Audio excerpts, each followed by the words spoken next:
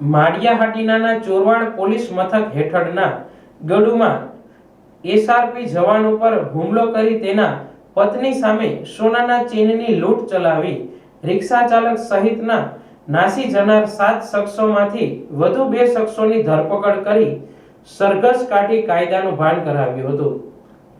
SRP group 16માં હેડ કોન્સ્ટેબલની ફરજ બજાવતા માંગરોળ રહેતા મૂળ માળિયાહાટીના તાલુકાના ખોરાસા ગામના 35 વર્ષીય વિનયભાઈ નારણભાઈ સોલંકી તેના પત્ની સાથે બુધવારે સાંજે બાઇક પર સુપાસી ગામે લગ્ન પ્રસંગમાં જઈ રહ્યા હતા.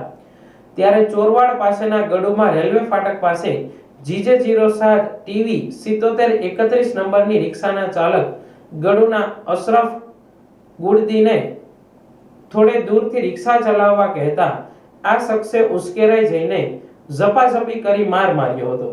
આ દરમિયાન વડોદરા ગઢુના રહીમખા લિંગારી અને બહાદુરખા મેરફખાની અટક કરવામાં આવી હતી.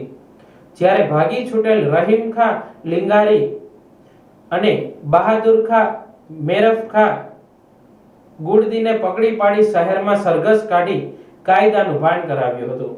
આ બનાવને લઈને ચોરવાડ પોલીસે ફરિયાદના આધારે અશરફ ગુડદી, રહીમખા લિંગારી, બહાદુરખા મેરખા અને અન્ય 4 અજાણ્યા શખ્સો સામે ગુનો નોંધી વધુ તપાસ હાથ ધરી હતી. જેમાં ભાગી છૂટેલ 6 પૈકી વધુ 2ની ધરપકડ કરવામાં આવી હતી. આ કેસમાં આરોપીની અટક કરી ગુનાની વધુ તપાસ પીઆઈ મંધરા તથા પીએસઆઈ વાડા દ્વારા હાથ ધરવામાં આવી છે.